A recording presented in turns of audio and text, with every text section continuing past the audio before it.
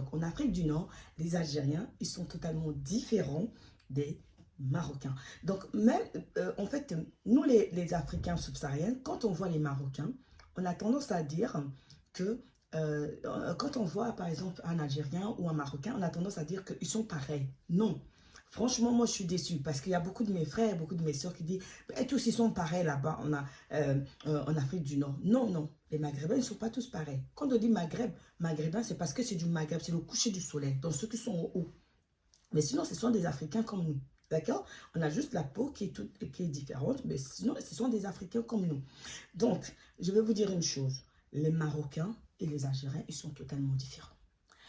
Donc, pourquoi je vous dis la différence? En fait, la différence des Marocains et les Algériens, pour connaître déjà, pour voir plus ou moins la différence du peuple, il faut voir les dirigeants en haut. Un royaume, et c'est un roi, Mohamed VI, qui est le roi du Maroc. Donc, c'est une succession familiale, c'est-à-dire le père, il a gouverné, qui était le roi Hassan II, et maintenant, c'est le roi Mohamed VI, et il y a son fils.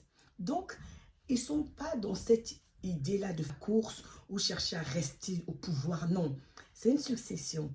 Vous comprenez ce que je veux dire? Alors que les Algériens, ce n'est pas une succession. D'accord? C'est les Algériens, c'est un pays et c'est totalement différent des Marocains. Et les Marocains, le roi du Maroc, c'est quelqu'un de pieux, c'est quelqu'un de respectable, qui est respecté. C'est déjà une personne qui a déjà vécu dans le bonheur de toute son enfance. Il avait des gouvernants qui s'occupaient de lui. Donc, ce n'est pas dans son intérêt de faire du mal à son peuple.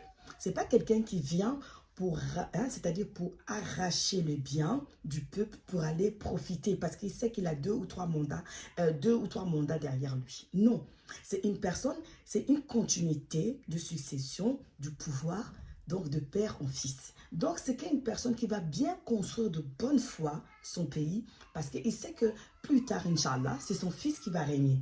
Donc c'est totalement différent. Monseigneur, voulez-vous commencer? Le meunier, son fils est là.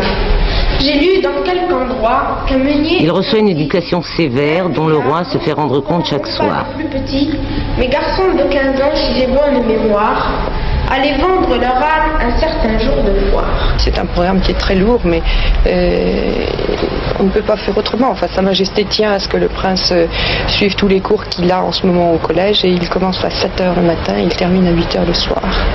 Autrement, pas de télévision, cinéma le samedi ou le dimanche quand il n'a pas d'activité.